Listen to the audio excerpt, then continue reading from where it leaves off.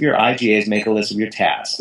Invariably, on the task side, there's tons and tons of tasks. But on the income-generating activities, people are generally hard-pressed to come up with them. They're generally between 5 and 15. And what's happened today is people have gotten so caught up in the minutia, in the busy tasks, that they lose sight of the actual income-generating activities. So what you want to do is all the tasks on your right-hand side, you definitely want to outsource or delegate them to somebody else. And then the other tasks on the left-hand side, with some training, many of them can also be outsourced as well. And that allows you to focus on the highest and best use of your time. Everything else could be delegated to someone else for around $5 or $6 an hour, and those are what we would consider beyond your pay grade. Okay, so now we're talking about things.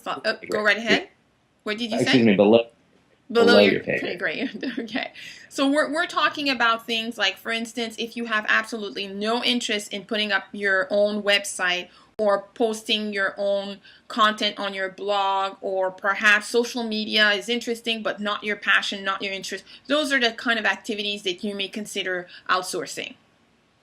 Well, sure, Krizia. I mean, you can outsource things that you have no interest in, but there are some things, you may be interested in doing some of those tasks, but unfortunately, they're just time wasters in your business. So your time is better spent on the things that actually drive your business forward and allow your business to grow. So if there's something you really enjoy, maybe do it in the evenings. We recommend, especially when it comes to social media, we recommend a blended approach. You don't want to be totally hands-off because you still want your voice to be in there. But your virtual assistant can do things like the posts and article posting, video posting, posting tweets, microblogging, and so on and so forth. And then you just pop in once in a while with some of your own comments so that it still has your flavor or your voice. Okay. Thank you so much for clarifying that. Now, the whole outsourcing industry has existed before Tim Ferriss, but Tim Ferriss was really one of the pioneers who really put this on the map, and he even talks about outsourcing your life. Now, I know that we're specifically gearing this interview towards entrepreneurs, but do you have clients of yours who actually not only outsource business functions but also life functions, such as booking family vacations and things of that nature? Well, absolutely. Well, you're right, Krizia. Tim Ferriss's book was definitely the tipping point for the outsourcing business. And yeah, we do have a lot of clients, including myself, that have their virtual assistants do personal things for them. I travel all over the world and speak about outsourcing, so obviously my assistant LJ is always booking my travel and so on and so forth.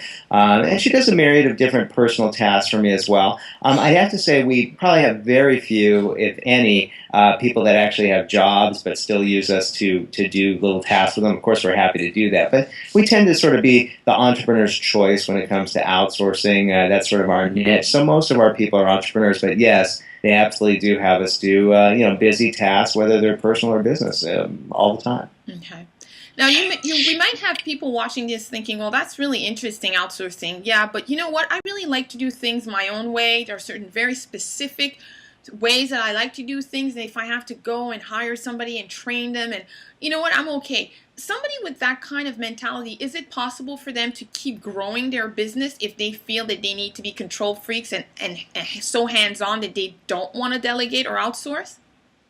Right. It's absolutely impossible for them to grow their business. They will never see any type of grand success if they continue to micromanage. And we find that most entrepreneurs are micromanagers. It's hard for them to relinquish some control. And we always say that you want to take one step backwards to take 2 steps forward. Yes, you're going to have to take a step back. Yes, you're going to have to do some training with your virtual assistant. Yes, you're going to have to create some systems with that VA so that they can continue to do your work for you, and perhaps sometimes better than you were doing it. But yeah, just handling everything yourself. If you're perfectly content having an incredibly small business, sure, no problem. But if you want any type of growth in your business, it's absolutely physically impossible and mentally impossible for you to do everything yourself. Okay.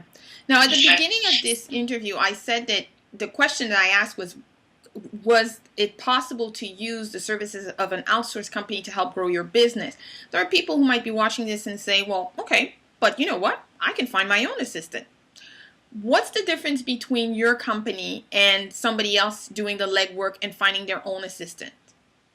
Absolutely. Well, we generally sort of break it down to 3 types of assistants, right? There's somebody locally that's helping you in your business, and that's delegation or outsourcing. There's freelancers, and then there are managed facilities like 123. So locally, hey, that's fine. If you can find somebody and the price is right and the service level is good, then by all means go for it. We find that in the U.S. the price